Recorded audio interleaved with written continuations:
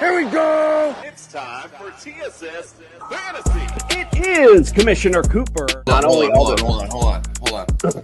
That's a big balls move. Do you want your title? Happy Sunday, happy early morning trash football game. Yes! We're back, baby! Let's go! Feud with Aaron Rodgers. I almost got banned off TikTok for the thing that. Repaired MCL sprain in his knee. He has had some nagging hamstring issues over the years. D. Lots of fun words start with D, like bye weeks.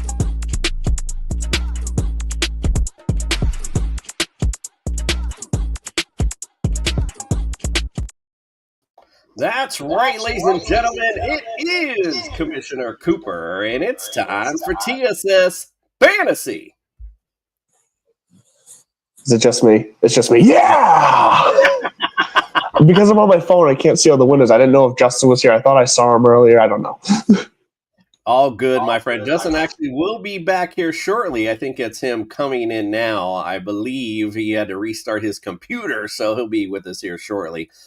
Listen, it's week 12, baby. We are into it now. So you got to get ready for these playoffs that are hopefully coming for you.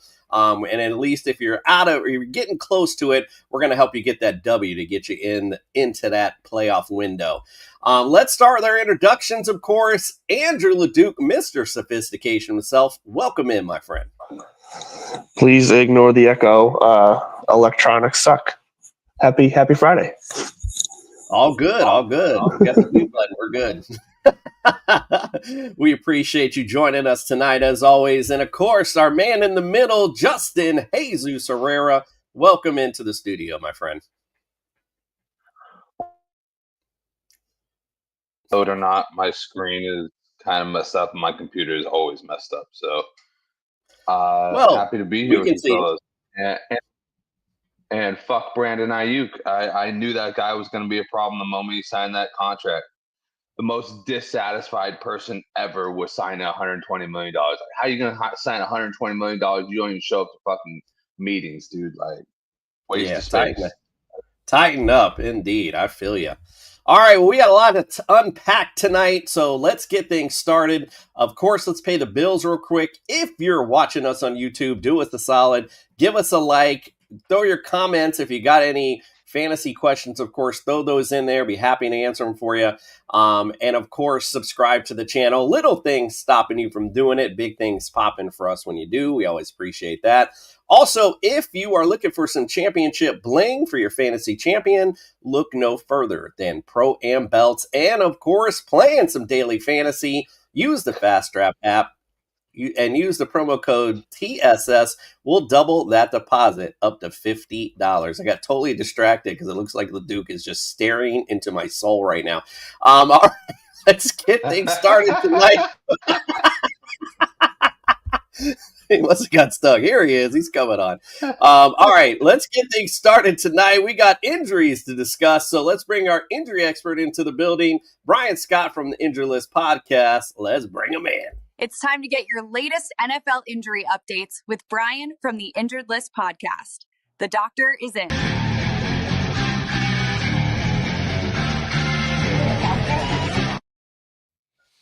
Brian, welcome in. And I forgot to acknowledge a couple things real quick. So my apologies, Brian. I didn't mean to kill your introduction, but first of all, we had a comment here. Who is your fantasy quarterback? I'm actually double dipping between Caleb Williams and Bo Nix this year. But I happen to pick up Joe Burrow, which we're going to talk. It's a good segue into Brian because I'm sure he wants to talk about Joe Burrow, and put him on my IR spot. So I'm waiting to throw him in this lineup. But the main thing I wanted to bring up, I don't know who Chief Rocka is, but bro, $100 to us, bro. I don't know who the hell you are, but thank you so much. We really do appreciate that. That's big. That's a big win for us. So, Chief Rocka, anything you need, my friend, the floor is always open to you. All right, my bad. Brian, let's talk about injuries this week, and welcome in, my friend. Let's do it. I can tell you exactly where that $100 is going. It's going to go to audio equipment for the rest of the guys here. We are struggling tonight. It is bad. And we got to have I'm calling a meeting. I'm calling a meeting, too. Going to have a staff meeting. All right, anyway, let's move along. Joe Burrow, definitely, if you're going to pick him up at all, put him in an IR spot, because I've been, first of all, I've been shocked that he's even out there practicing. He went 2 days of full practice, and then what do you think happened today? He was limited. Because I'm telling you, it's ridiculous the fact that he's even out there this early. I'm shocked after coming back from a turf toe surgery, confirmed turf toe surgery. We know it was. This isn't like Brock Purdy. This was a turf toe. And here he is, barely 2 months out. I mean, that's unheard of in all the orthopedic literature. So he's either rewriting the medical books, journals, or this is just a silly thing they're doing. I've been saying, if they re-aggravate this, if he hurts this again, this could potentially be career-threatening. I don't know what they're doing out there in Cincinnati. I don't think we're going to see him, to be honest. And if we do, it won't be until the very end of that 21-day window, which is still another week or two away. So I don't know what they're doing trying to ramp him up so quickly either. I know that Flacco's dealing with an AC joint injury in his throwing shoulder, so that might be pressuring them to get him out there quicker, but that's just silly. I'd rather have Joe Flacco out there with a sore AC joint than Joe Burrow trying to make it back super early from a turf toe surgery. I mean, that's just insane. So I wouldn't expect him back actually cleared anytime soon. Now, Lamar Jackson, he was a full participant today. It sounds like this ankle issue that he developed was nothing serious. He practiced in full. He should be good to go. Jackson Dart has not made it off concussion protocol. He's already been ruled out. We'll see Jameis Winston again. Aaron Rodgers, meanwhile, sounds like he's going to play. I think he's going to have a splint or some type of brace on that left hand or wrist. He was limited in practice today, but that doesn't really matter. I think we'll see him.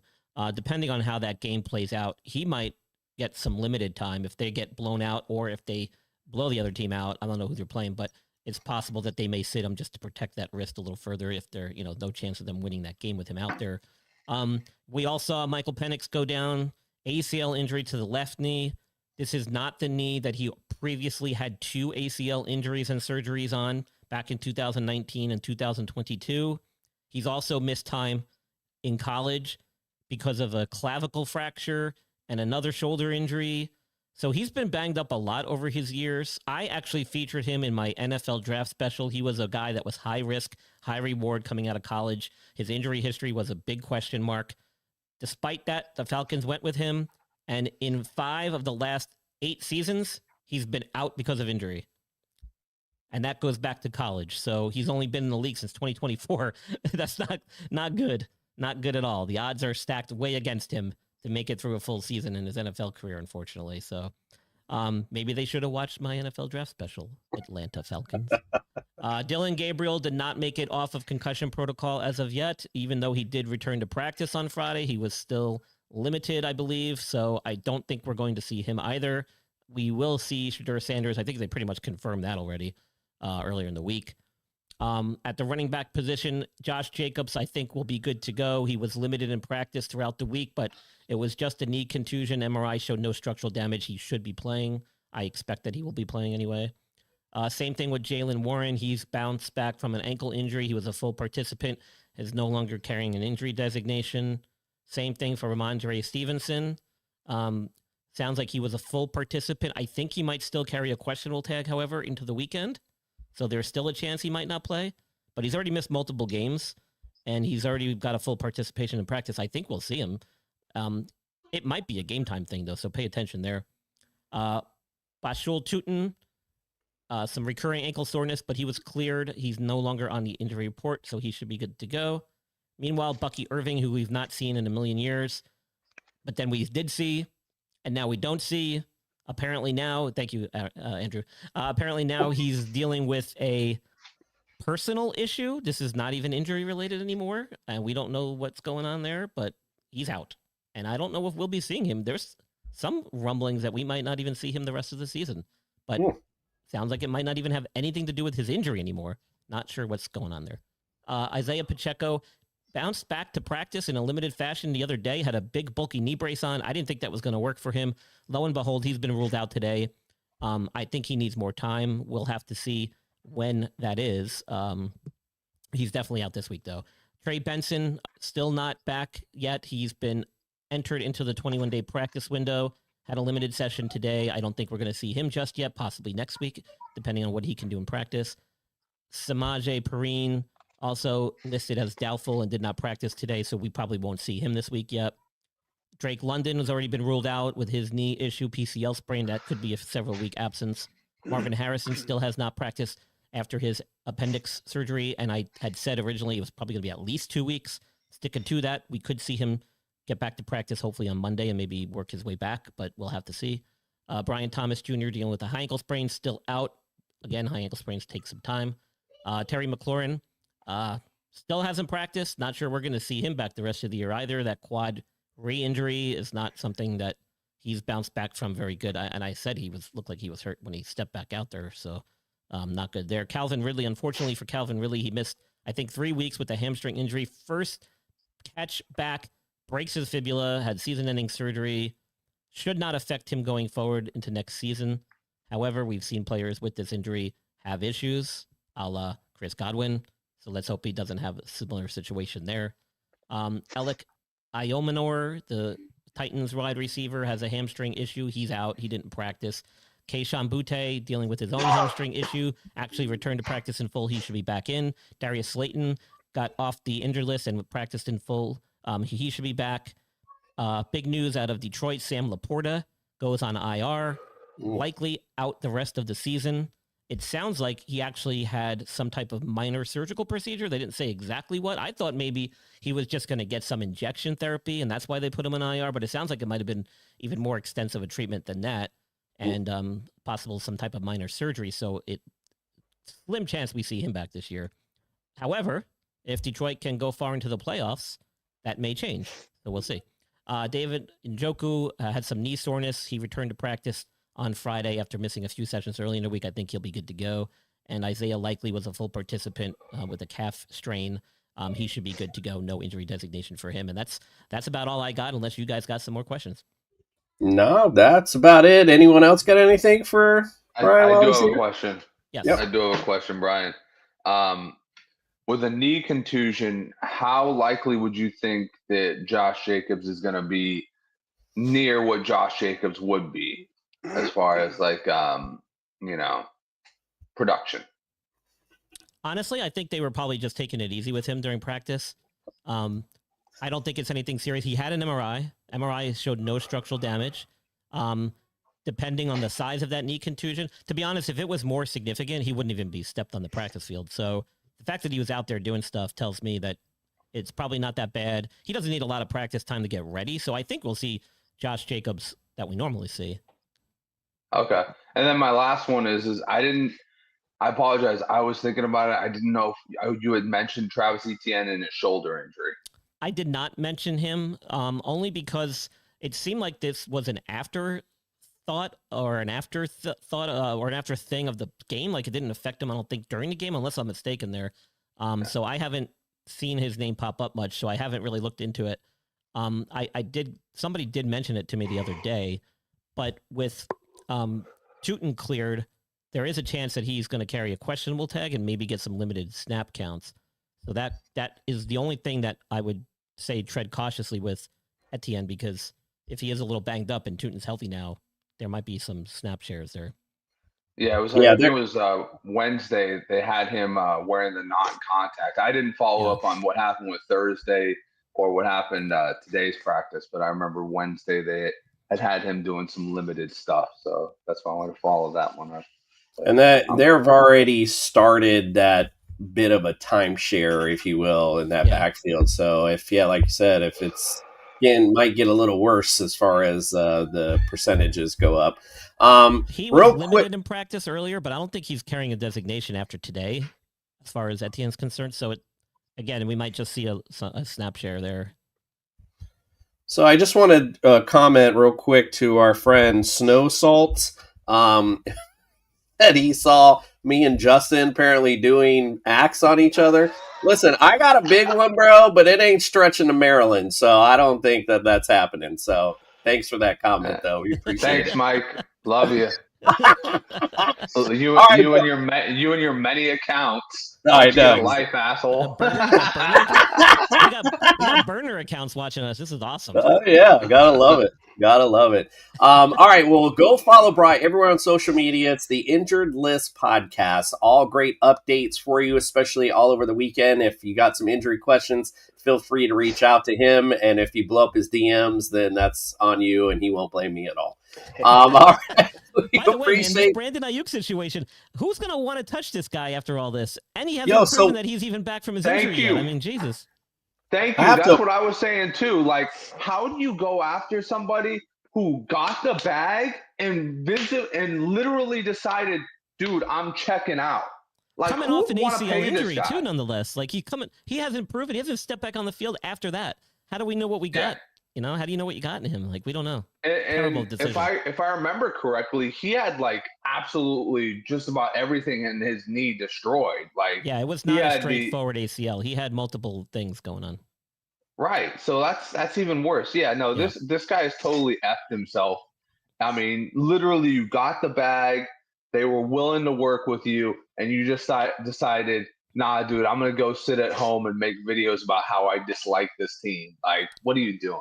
Yeah, man, I don't know who's in his corner giving him advice, but it's not going well. He should have contacted ILP Sports Consultants. They could have helped him out and steered him in the right direction, gotten him the help he needed. They are good at what they do. This is what they do for a living. I highly recommend them for anybody out there watching who might know somebody who's injured or be injured themselves. I feel like Cat for Life, welcome in. Cat for Life checking in, not on a Sunday morning, on a Friday night. Welcome in, my brother. We appreciate you as always.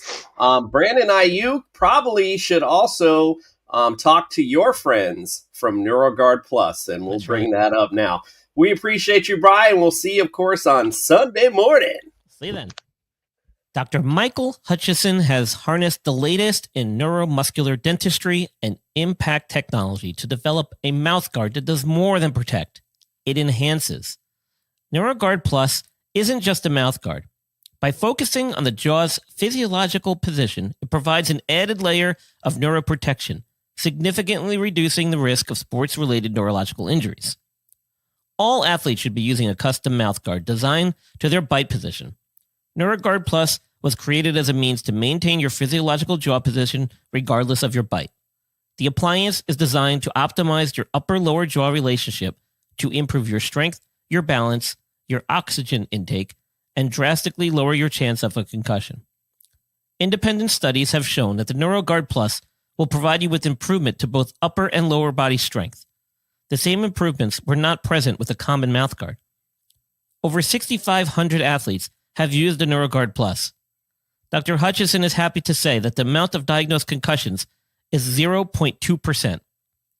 The NeuroGuard Plus offers athletes, coaches, and parents an advantage to keep their players safe on the field.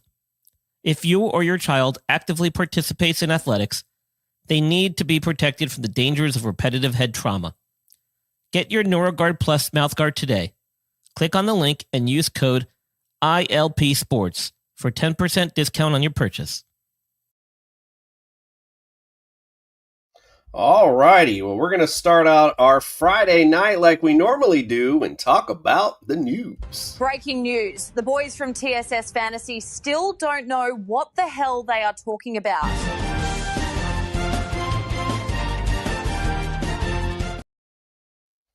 This is so true. Let's talk about last night because that's a really good example. Because last night, this is our picks from last night. Where did it go? Let me bring it back up here. This is how we thought last night was going to go. Everybody on the Bills sacked last night, and oh my goodness, we were all a little bit taken aback. Normally when we do this, I kind of ask you guys your take on last night, but I'm going to ask it in a different way tonight. Just want to bring up, of course, the stats real quick. If you played Josh Allen or played against, well, you played against him, you're feeling good. If you played him, not feeling so good, 253 and 2 INTs. James Cook had a good night, though, for fantasy, 116, 1 TD, and Khalil Shakir had a decent night. The Texans' offensive stars did exactly what they always do and gave you mediocre stuff. So I'm going to ask you guys in this, and we'll go to I can't even tell if Justin's paying attention. So can you even hear me? Yeah, you're good. I can hear you. Okay. I'm just messing with you, Justin. I know you can hear us. Dude, you're on mute. I'm just kidding. Let's bring up last night a different way. Justin, I'll go to you first. Tell me if last night, and then you can go into your analysis of last night, but tell me if it was more an indictment on how good this Texans defense is, or how much of a struggle these Bills are in right now. What were your thoughts on last night?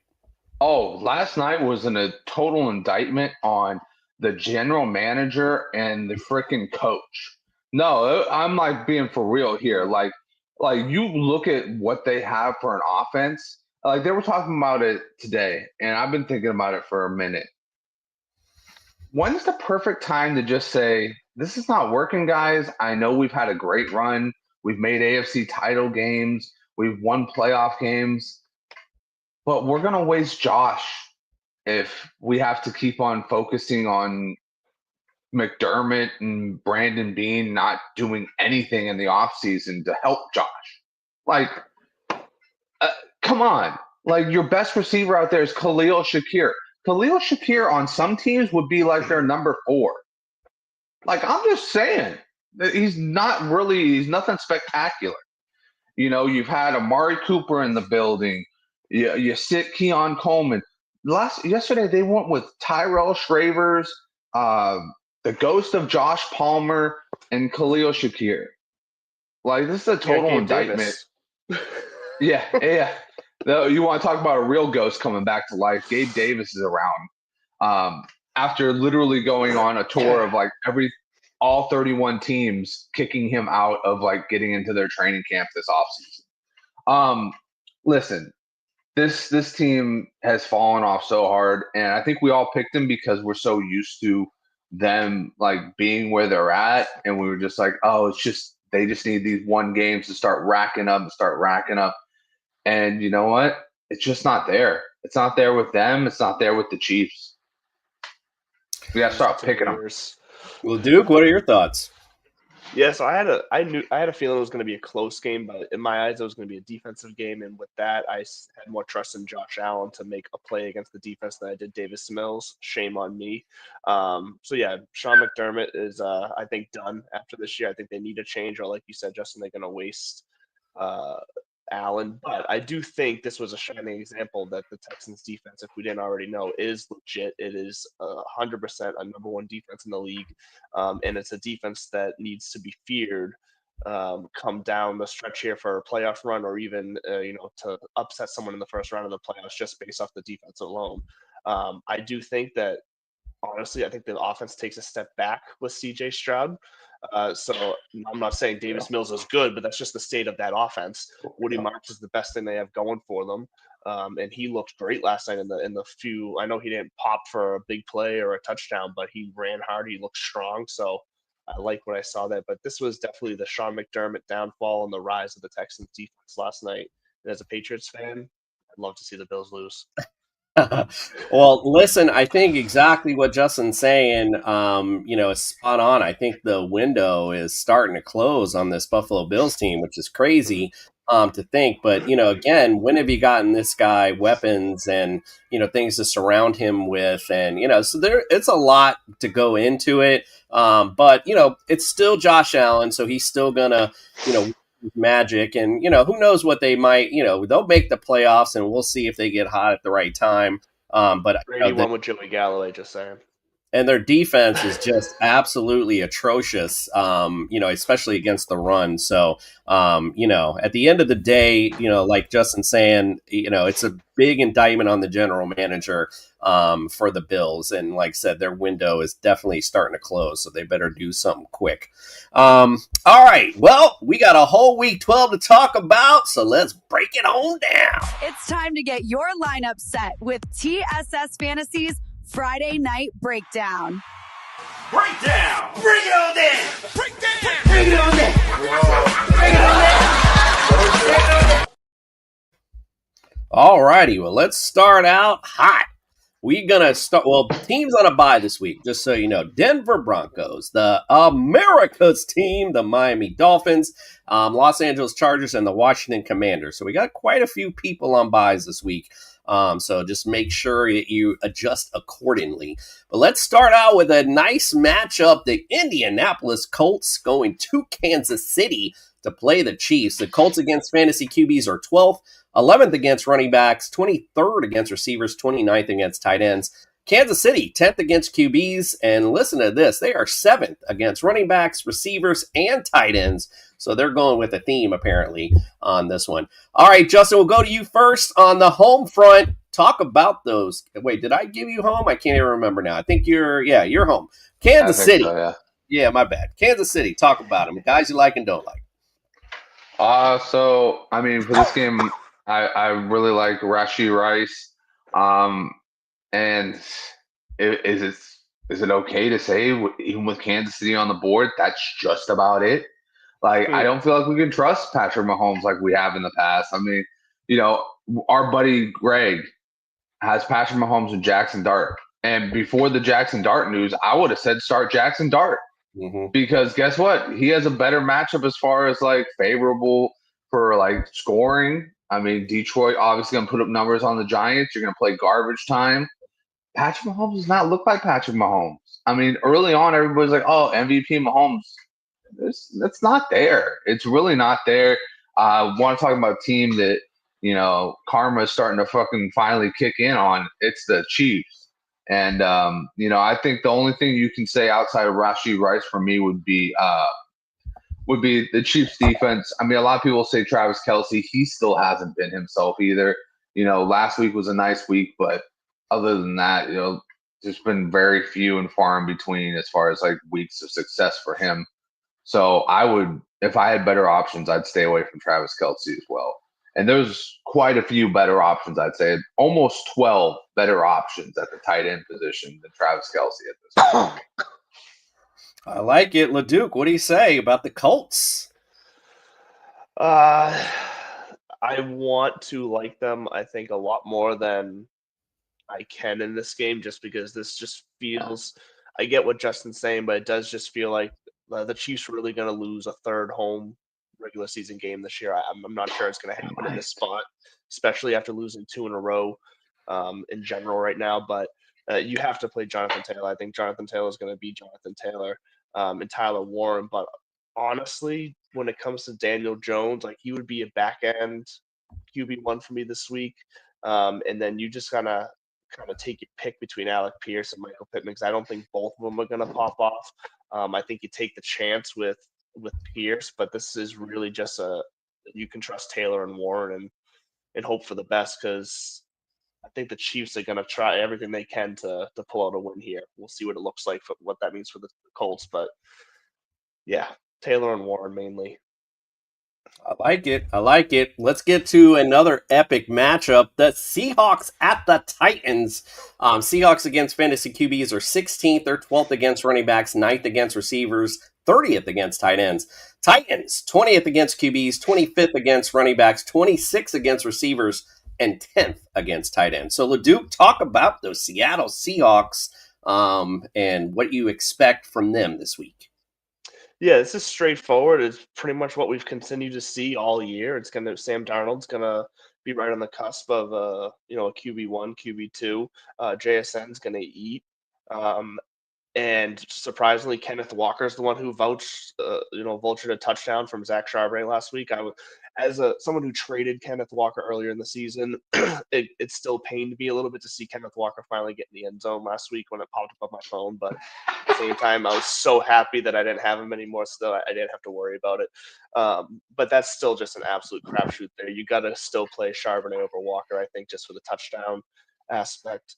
And then AJ Barner, Sam Darnold needs somebody else to throw the ball to in this offense. Barner's been, somewhat consistent, at least as like a floor guy.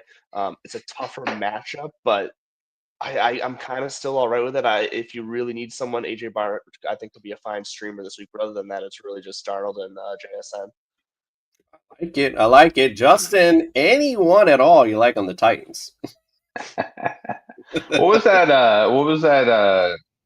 Was it a Jordan Peele movie? Nope. Yeah, nope. Oh yeah. Yeah. If I'm forced to gun to the head, pick somebody, I would pick the guy Dikey, or Dyke, whatever you want to call him.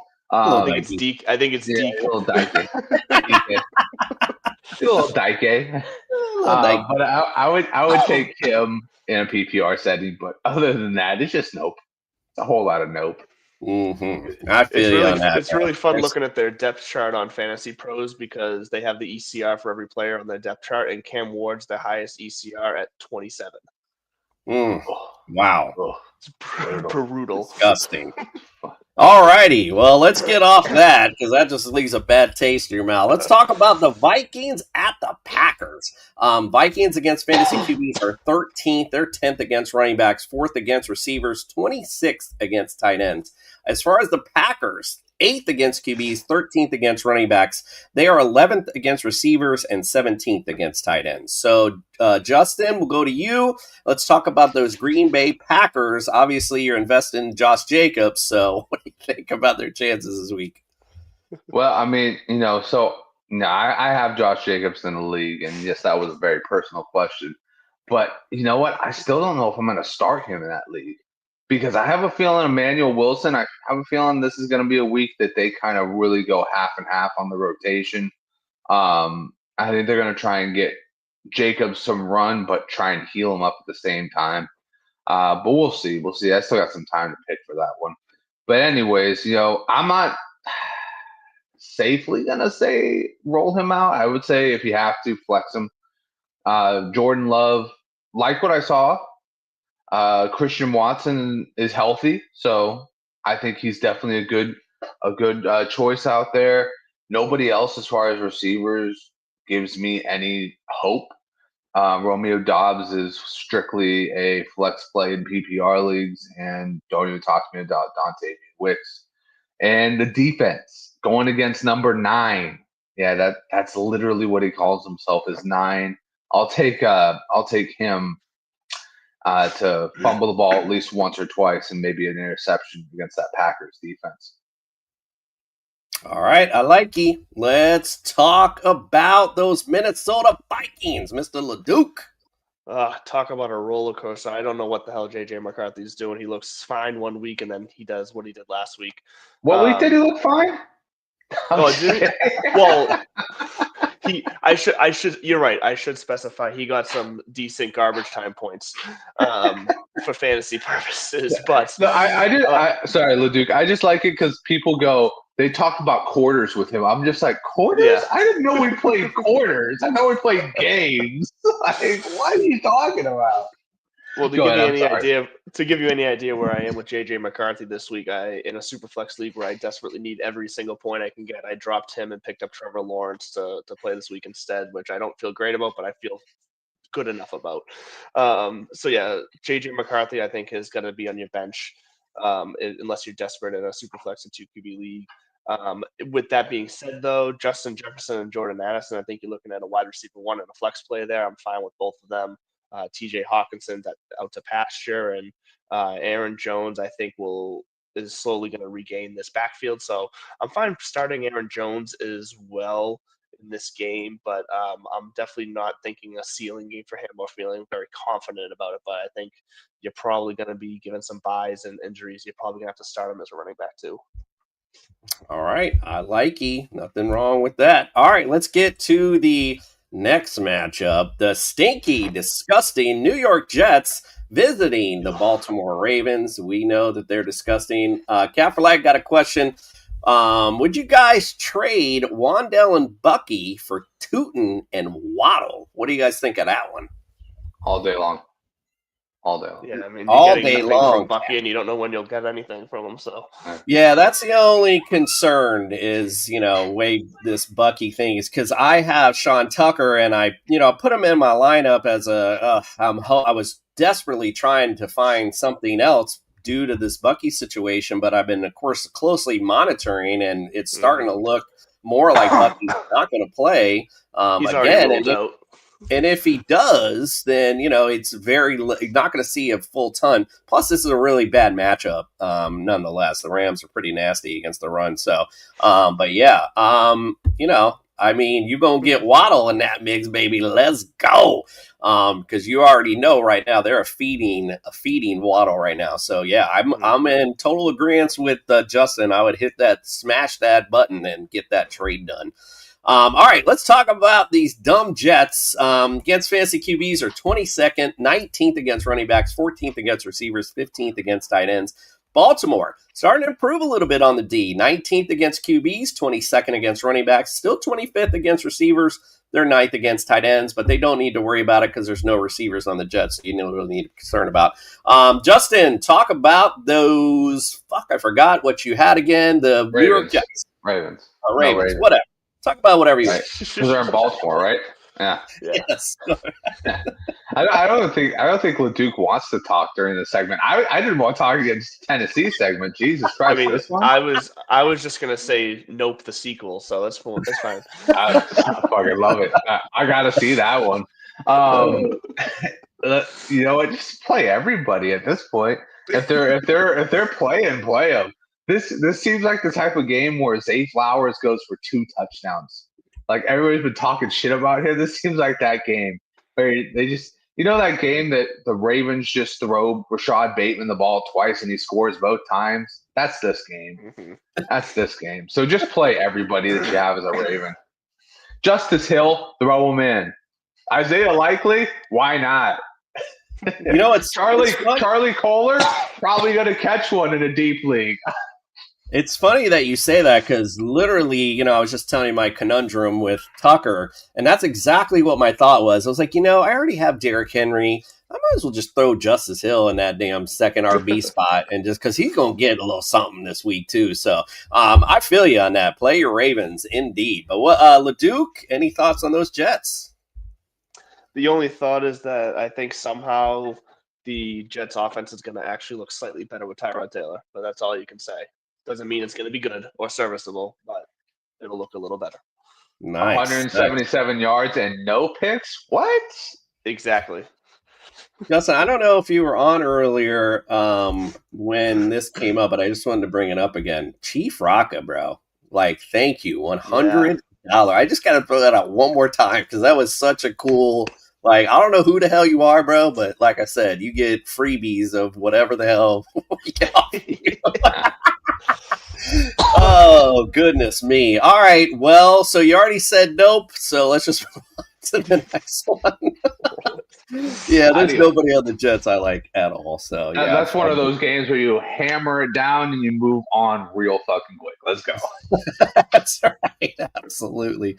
All right, let's get on to the next one. We see some fantasy points in this one. We got the Giants at the Lions. Giants against fantasy QBs are 31st, 30th against running backs, 27th against receivers. They're 11th against tight ends.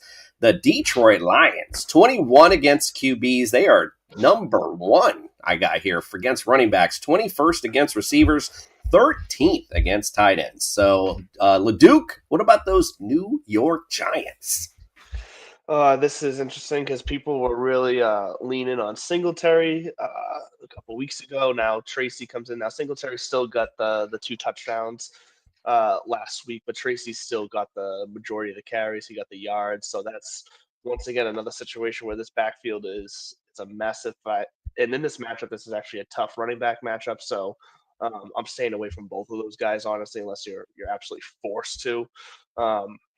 Other than that, Jameis is going to pepper Wandale with some targets down the field. He's going to be throwing. It looks like Darius Slayton's going to play. But he does have that soft tissue hamstring that he's been limited with all week. So I'm not expecting him to be his normal down the field self. So it's really just, if you need a flyer on Wandale, go for it. And maybe Tyron Tracy. No, screw Tyron Tracy. Singletary for the chance of a touchdown if you absolutely had to play one of them. So I have a bit of conundrum in my flex position, and so I'm glad we're talking about Wandell because that's who I currently have in my flex spot. But my thought is to put in I'm gonna say this right, the Ioveus, the receiver, the second So I receiver for heard the it pronounced. Bengals. Chivas. I heard, yeah, I Avishivas, said thank you. I can't. I had it earlier, but I had a couple old fashions earlier, so I don't know how the hell to say that right now. All right, so what do you think? Do you think I should throw in for the chance, or just go with the safe floor of Wandell? I'd say safe floor of one. Well, it's so hard because even like Patriots guys up here this week are saying Yoshivas is actually like a good. Like Dave Richards was big on picking up Yoshivas and throwing him in a flex spot this week. So, I mean, are you in a position where you have to win? Because if you want to go with Yoshivas. Yeah, I need to win, but luckily Okay. the guys played Josh Allen last night, so I'm That's a feeling good a little start. bit better about where I'm at right now. But Because yeah, Gonzalez is gonna be on Higgins, and Yoshivas is gonna right. probably be running all these zigzag routes in the middle of the field. So That's the first thing I thought of. And then I also did a little research and saw he's actually been targeted a decent amount in the red zone, too, even with Chase and Higgins in. So I was starting to lean that way because I'm like, that'd be kind of cool, actually, if that ended up happening. But so anyway, yeah, that's kind of where we're at with that. But all right, Justin, talk about those Detroit Lions. What do you think? Yeah, play on Ross St. Brown for sure on this game. JMO, wow, yeah, just play everybody in this game. It's gonna be a good game. For your Detroit Lions, yeah, I mean, play your stars. All of them. Even throw out Brock Wright. Brock Wright is a nice little addition right there. I don't know why he hasn't been catching touchdowns, but Dan Campbell, that's his dude right there. He loves from Brock Wright. Listen, I mean, I think this is going to be a good fantasy matchup on both sides, so that's why the Wandell thing looked good to me, because I feel like they're going to have to keep throwing to keep up with Detroit. But not to give anything away, but LeDuc is a big fan of the Detroit Lions offense this week, which I can't say he's wrong about. I really actually think that's good. You said I was wrong about the Cardinals last week. He seems like a pretty smart dude. He was the only one that predicted Jacoby Brissett would go for 47, a record 47 completions, 400 yards, 2 touchdowns, and still only managed like 24 points. How the fuck do you do that? Oh, that's right, because you throw 2 interceptions. We did bust his chops about that, and he really did come through. So he ain't wrong. He's a big fan of Lions offense this week, and so am I. I mean, I thought the same exact thought was, they're going to go off on, how they struggled last week. At home, they're better. This matchup is better. So you're going to see a lot of points in this game. And thusly, the Giants will have to put up a little bit of the points of their own just to keep in this matchup. So I think both sides, you're going to see some good fantasy points come out from both squads. So I like this game for fantasy purposes anyway. All right, and another game that might be good for fantasy as well. You got the Steelers at Chicago. Steelers against fantasy QBs are 23rd, 8th against running backs. They are dead last still against receivers and 27th against tight ends. How's that Jalen Ramsey trade working for you? And then we'll talk about the Bears. The Bears against fantasy QBs. They are 30th, 17th against running backs. They are 24th against receivers and 20th against tight ends. So, LeDuc, what do you think about these? I'm getting attacked on my little base here. Yeah, thank you. Go ahead. What do you think? You're welcome.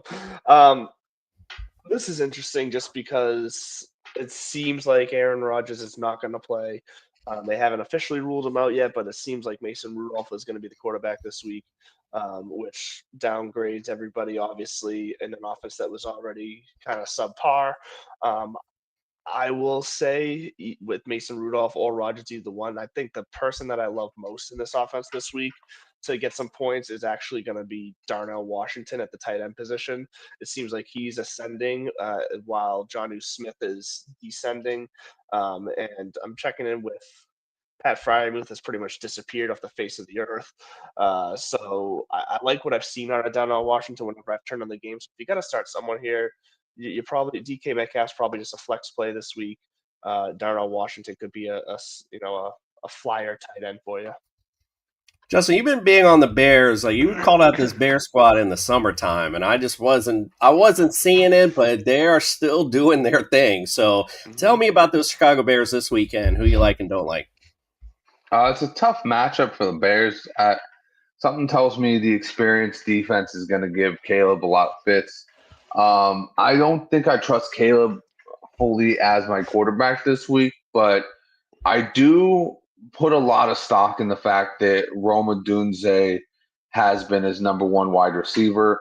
And, even when they're not putting up huge numbers, he's still getting huge targets. So I still want to put my chips behind Roma Dunze.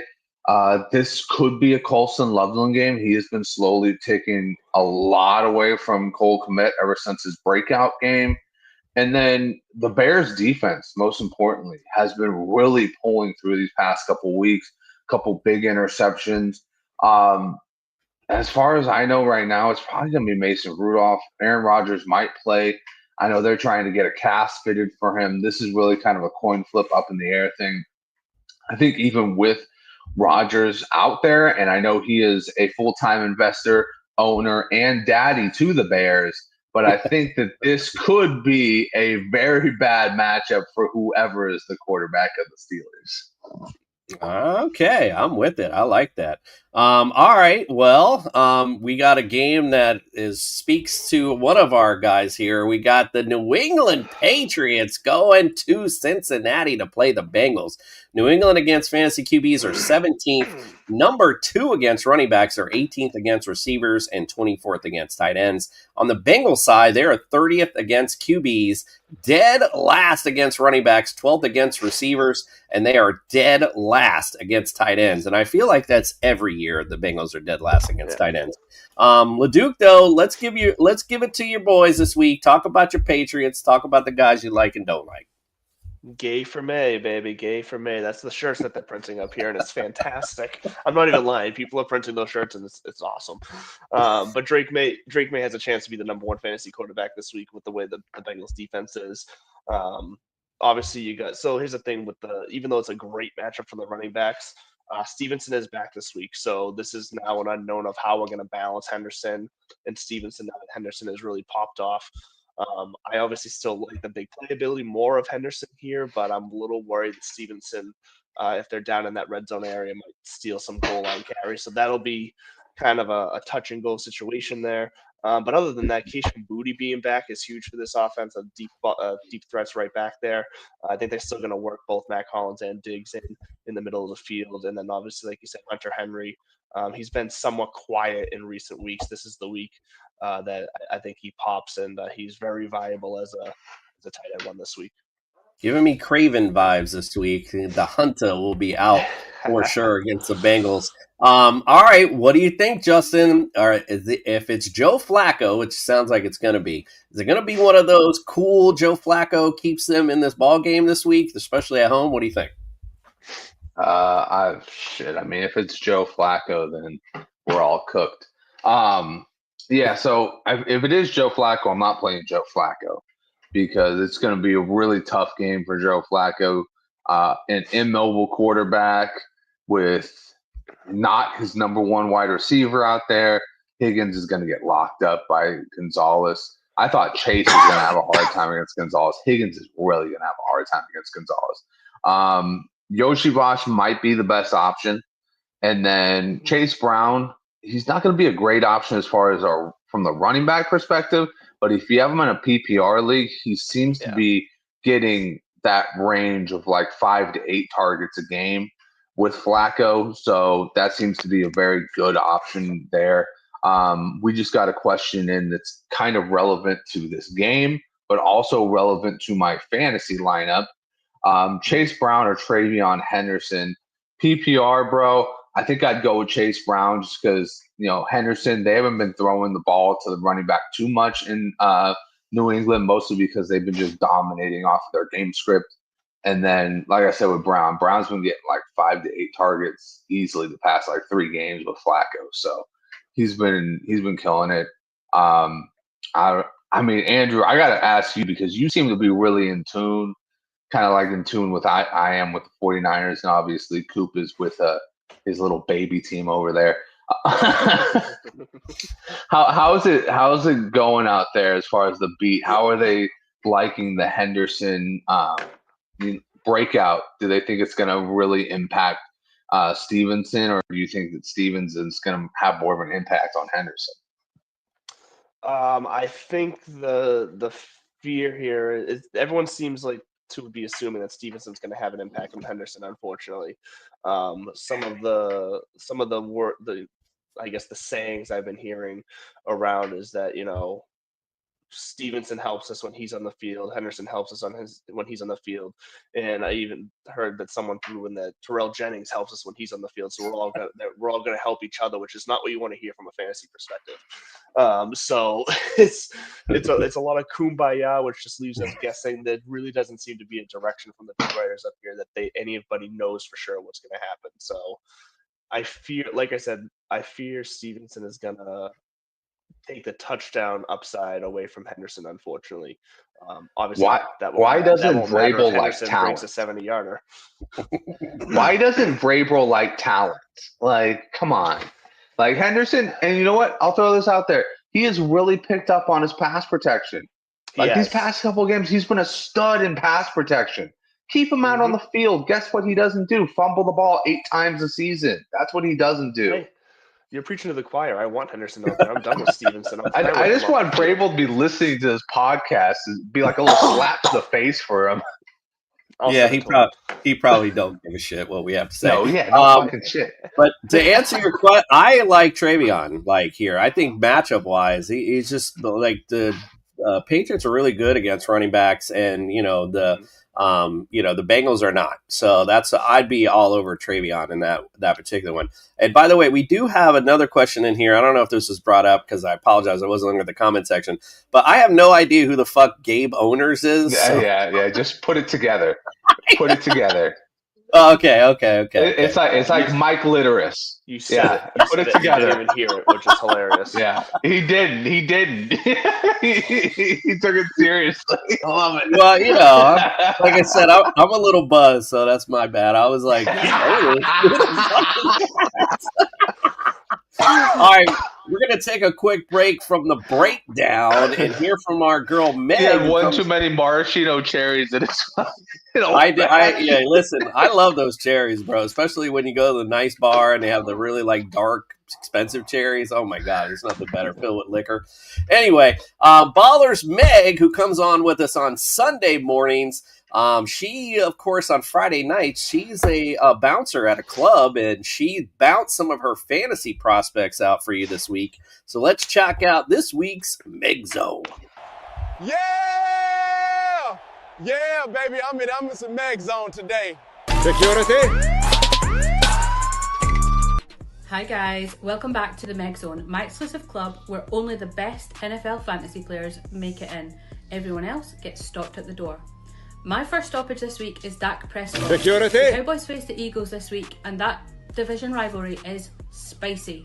I would avoid Dak Prescott. I don't think he is going to be putting many points up. I think the Eagles and Cowboys games are always difficult to call, but I just would not be taking that risk. Next up, we have got the Bengals' Chase Brown. Security. They face the Patriots, who have been excellent against the run game this season. Their defense is going to be putting a stop to Chase Brown, and especially with Jamar Chase being out, suspended for this game, it is going to be a struggle bus for that Bengals side. So I wouldn't be taking the risk. I would be saying avoid Chase Brown. Sorry, buddy, you ain't making it in the club this week. Finally, we've got Michael Pittman Jr. over the Indianapolis Colts. They face the Kansas City Chiefs this week. Kansas City have got a lot to do to prove that they are able to make playoffs.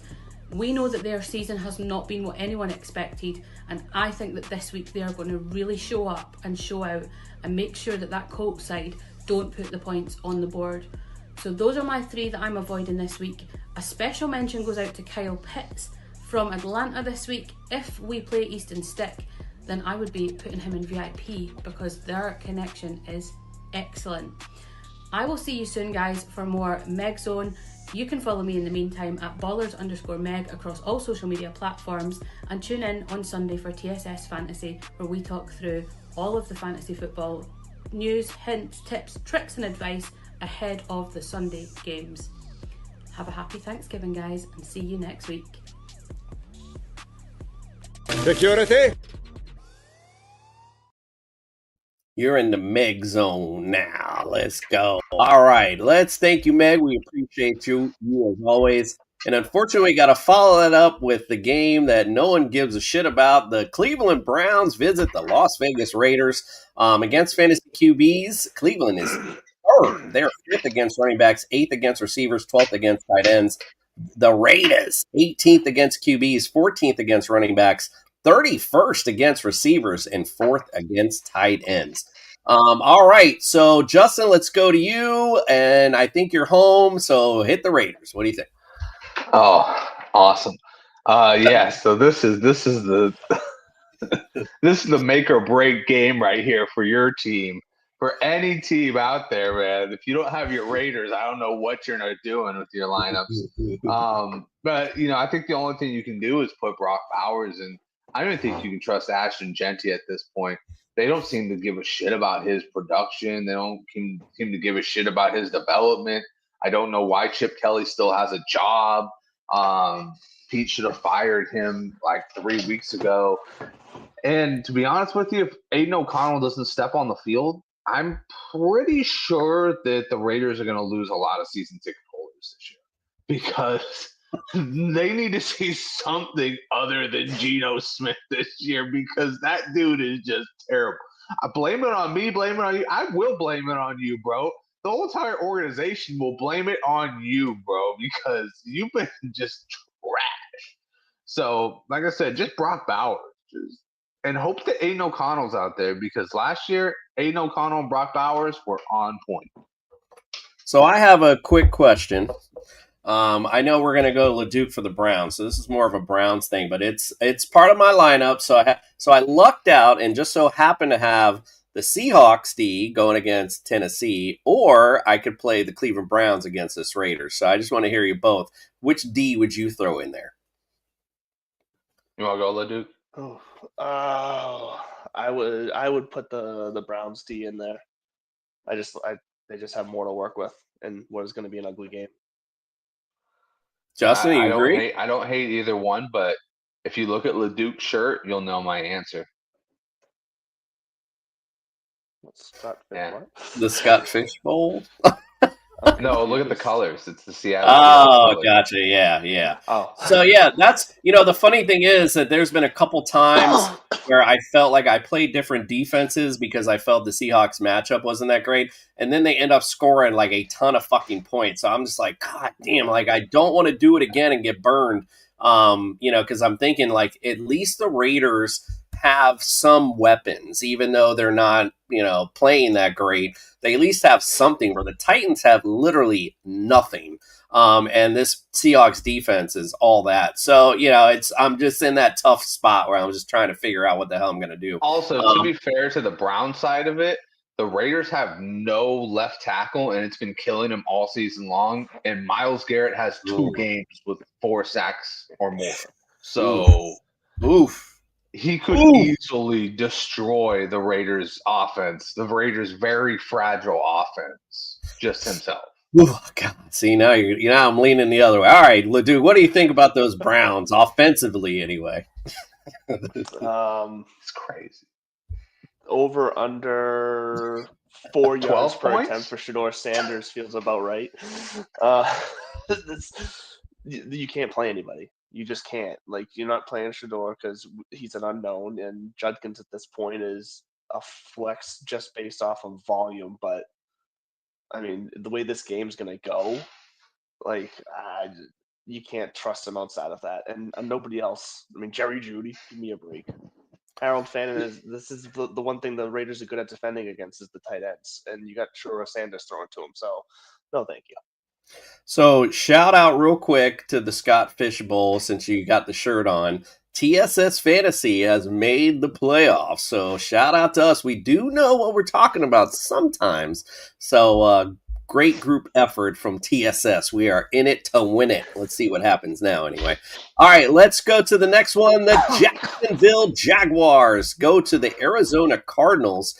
Man, I feel like LeDuc should have the Cardinals on this one, but let's see what Justin thinks. But Jags are 28th against fantasy QBs, 6th against running backs, 20th against receivers, 31st against tight ends. Hello, Trey McBride. Arizona, 7th against QBs, 24th against running backs, 15th against receivers, and they're 23rd against tight ends. All right, Justin, talk about those Arizona Cardinals, guys you like and don't like. So yeah, I mean, I think it's pretty simple in this one. Jacoby Brissett in 2 QB leagues is perfectly fine. Trey McBride 100% of the way. And then I do like me some Michael Wilson. Once again, no Marvin Harrison. I will not expect him to go for 185 yards because he's not playing the San Francisco secondary. Jacksonville's a little bit better, but still, I mean, he gets sprinkled on a touchdown very easily. Jacoby is just letting it zing, man. I like Jacoby when he just lets it zing. When he's got no pressure and he's just throwing it out there, sign me up for that all day long. As far as the running backs go, I will not be like Leduc. I will not be going with an Arizona running back because I don't know who it's going to be. Is it going to be DeMarcado? Is it going to be Michael Carter? Is it going to be Joe Schmo from down the street? Is it going to be Gabe Owners over there from down the street? You know? But yeah. So I think it's pretty easy. Just plug and play the guys that you know are going to do good, and just for the rest of it, just pretend you never saw Arizona Cardinals on your team. You know, other than Trey McBride, I don't want to see an Arizona Cardinal. It feels disgusting if I have Jacoby Brissett. It feels like a lost season if I have Jacoby Brissett starting. Yeah. Well, he wouldn't have lost for you last week. That's for damn sure. Yeah, all right, Leduc, what do you think, man? Let's talk about those Arizona Cardinals. Well, I think Jacoby Brissett's the new Ryan Fitzpatrick. He's just going to be a journeyman that every team he gets on, he just lights it up. Jaguars, I mean. Sorry. I knew what you meant.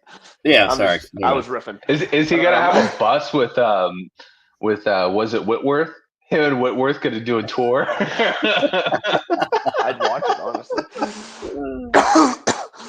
So like I alluded to earlier in the show, I somewhat like Trevor Lawrence this week. I think him and Parker Washington would be the two in the passing game that I'd want to, if I had to pick, those would be the guys that I would target here in this offense. The running backs, as Brian was getting to in the injury report, it really a lot of it depends on if Tootin plays and what that all looks like, what that share looks like if they both play. I like the running game in this matchup in general, though. So even if they both play, it wouldn't shock me if both of them find the end zone. And I would actually give the edge to ETN just because we don't know how Tootin's going to look with that ankle injury, even if he does play. So other than that, if he was healthy, I would give the edge to Tootin. Yeah, other than that, it's really just Lawrence, and I would give the edge to Parker Washington in the receiving corps. All right, I like it. All right, let's get to a good matchup here. The Eagles go to the Cowboys. Philly against fantasy QBs are 11th, 20th against running backs, 13th against receivers. They are number 2 against tight ends. Cowboys still dead last against QBs, 28th against running backs, 30th against receivers, 19th against tight ends. They are starting to improve, but I just don't think they're quite there yet. But Leduc, what do you think about those Dallas Cowboys? Oh, let me switch. Hold on. You gave me the Eagles, but let me. Yeah. Oh, I did. I'm sorry. Just do the Eagles. I'm all over the place tonight. My bad. Sorry. One too many maraschino cherries. The Eagles worry me because something just doesn't look right. Like we said with the Chiefs, things just don't look like the Eagles. They've been getting by, but it doesn't look smooth. It doesn't look right. Saquon seems to be that he's working like extra hard for his yards. Hurts and Brown and even Smith now aren't really on the same page, even though there's plenty of targets there. And even Dallas Goedert's kind of been, ever since the bye week, the last 2 weeks, he's been pretty much non-existent in this offense when he was a big part of it early on in the season. So this one's a kind of a tough way to point. You still got to play Jalen Hurts in this matchup. But I'm looking at him as more of a back-end QB1, but probably more of a QB2 this week, honestly. I'm going to have him kind of way down in my rankings. And I still just can't trust A.J. Brown. If I had to pick, it's still going to be Devonta Smith just because A.J. Brown can quit at any point. But yeah. Well, he already – go ahead, sorry. I was gonna say I just don't feel I don't feel as confident as I should with these guys in my lineup. They're pretty much all gonna be in your lineup, unfortunately. Well, AJ already told everyone to drop his ass, so I mean, might as well just drop him apparently because he doesn't think he's going to do anything. Justin, what do you think about the Cowboys this week? Yeah, and he wasn't wrong either. But anyways, it's a tough one because Dak he's performed better against the Eagles when he's in Dallas, so you got to take history into account. But at the same time, we've seen a lot of quarterbacks look like shit against the Eagles defense. I don't know what it is. The Eagles defense isn't that special. It's a whole lot of talent. That was it. I think Dallas is going to go in thinking they've got to win this game, and I think that's going to be good for Prescott's, for his mojo. And, the first game wasn't bad, but it wasn't what you would want from your starter. So I'll say Prescott's one of those guys. If I have a super flex, I'm very happy with it. If I'm in a single QB, I might want to explore different options. Javonte Williams, he's a low end flex for me on this game. I don't see him being as effective as he was against the Raiders. The wide receivers, crazy enough, I know you can't sit him, but I would sit him if I could. CD Lamb. Just not a great matchup against Quinion Mitchell. On the other side, Jordan Pickens. Great matchup against whoever the hell is going to be guarding Jordan Pickens. Because guess what? It ain't Quinion Mitchell, and it ain't going to matter. George Pickens has definitely, yeah. I had a Cooper syndrome right there. I was thinking, is he going to dunk that shit or what? Yeah, George Pickens has definitely been a huge upgrade from the historic Brandon Cooks and all these guys because he's a number one. He's probably a 1B. I mean, he could be a 1A on somebody else's team, but he's really grown with CeeDee Lamb.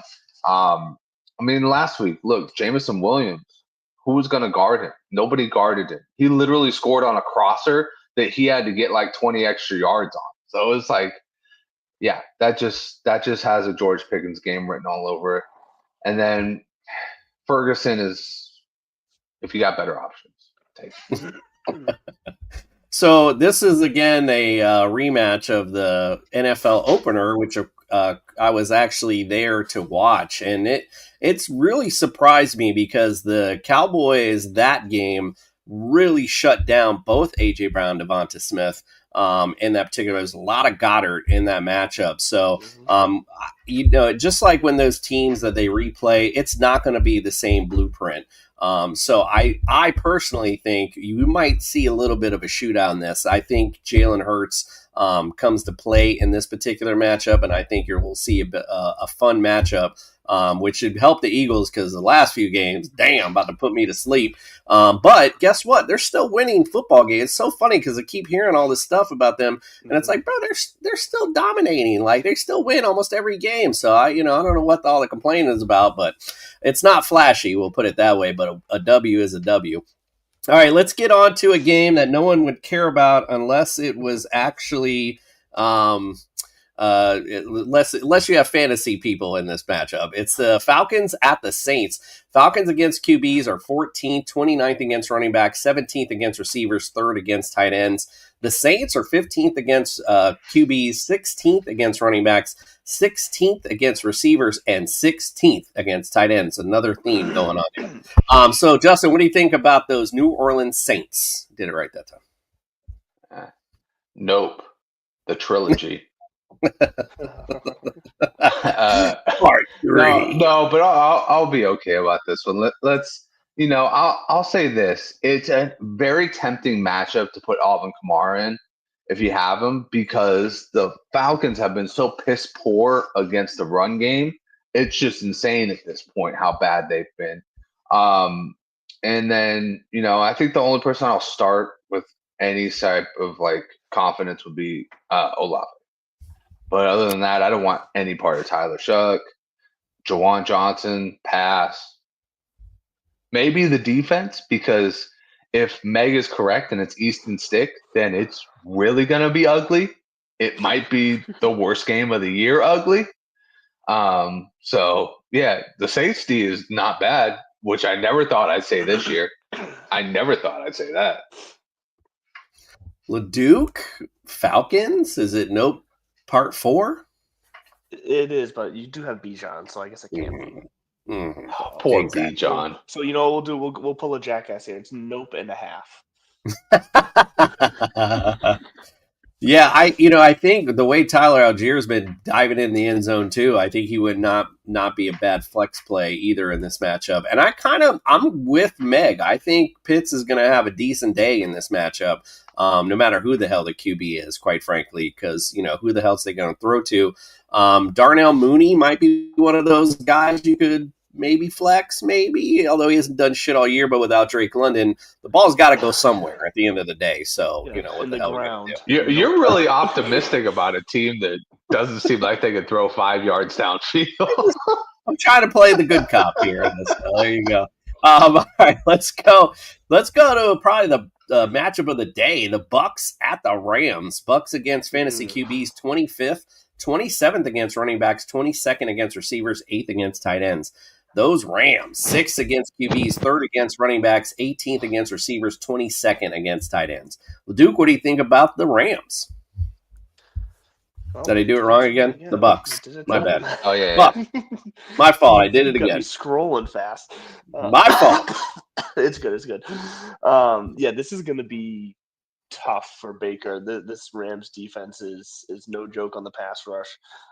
Baker's going to struggle. So I think I actually do think with Bucky Irving officially being ruled out, I think this is a big Sean Tucker game again, just because I think they're going to actually check down a lot to him.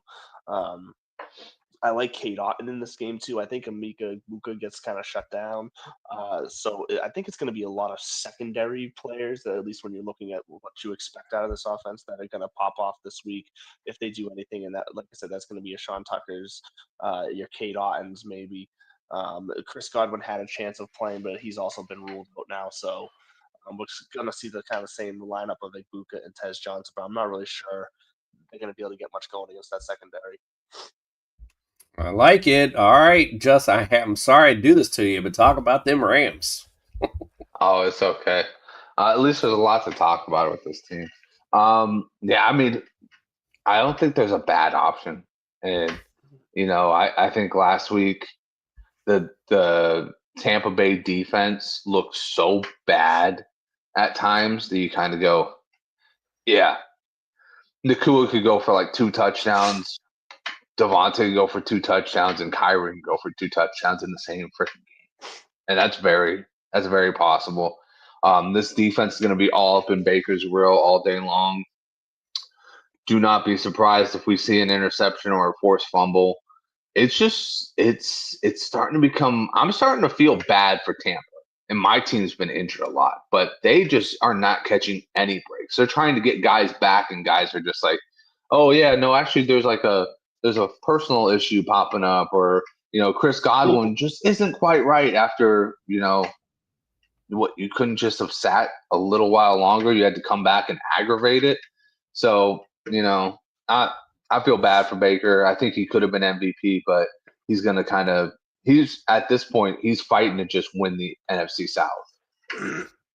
Which ain't going to be that hard of a fight.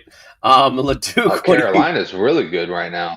Carolina scares the shit out of a lot of teams. I just can't. 6-4. Same record as the Bucks. Wins or wins. I can't, though. Speaking of Carolina, great segue. They visit your 49ers on Monday night. Carolina against fantasy QBs are 9th, 21st against running backs, 5th against receivers, 21st against tight ends. The Niners, 24th against QBs, 18th against running backs, 28th against receivers, and 25th against tight ends. All right, floor is yours, Justin. Talk about your team, who you like and don't like this week. I think this is going to be a great game for Christian McCaffrey. It's going to be against his old club.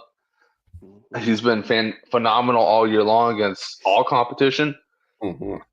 Look for that to continue. It's your normal guys. It's Kittle. I think Pearsall can break it off this week.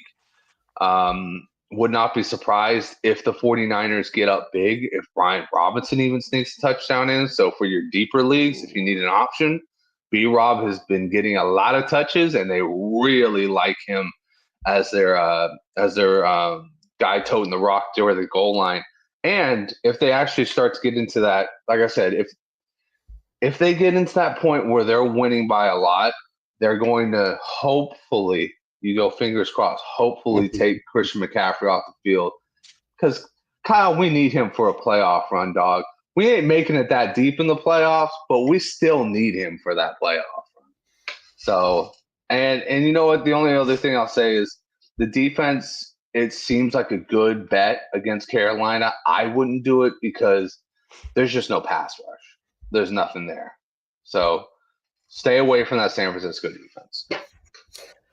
Yeah, so it's funny you brought up B-Rob because as I was searching the league to find someone, that was someone else. I almost reached out to you because I was like, I was thinking the same mindset you are. If they got a big win, you could definitely see a world where B-Rob starts to come in and play a little bit. So that was somebody else I was gonna see if he wanted to trade me for. But I'm going to stick to it because Sean Tucker's going to be sorry, so I'm good with it. All right, LeDuc, what do you think about those Carolina Panthers? I think Bryce Young's 400-something yards last week was an anomaly, so don't expect that again. He's going to return to a mid to low-end QB2, I think, this week. I do like Rico Dowdle. I like McMillan, Ted McMillan, just to be getting the volume from Young that he does throw. Sneaky though, Jatavian Sanders, I think this week has a random usable week tight end position. I like the matchup. I like the way he's recently. So if you really need someone, I still think we mentioned some better options. But if you really need someone off the waiver wire to deep league, Jatavian Sanders, you could go worse, and he'd be super cheap in DFS as well. Rico Dowdle, I think he's going to get back in the end zone this week. He'll probably get their only score if they get any scores. So that's about where it starts and ends for me. Yep, I mean this would be a decent game. I mean, I wouldn't be expecting like a slobber knocker, but I think it'll be at least a decent game for Monday night at least. So we'll find out. I think as Justin has alluded to, that D's been a little shaky as of late. So we'll see if they can get back on track. You never know, of course. All righty, well, let's end tonight with like we always do and get a little sophisticated. Our boy Andrew LeDuc brings our sophistication station, brings you sophisticated picks for this week. Let's check it out. It's time to bring some sophistication to your fantasy lineups with Mr. Mallard.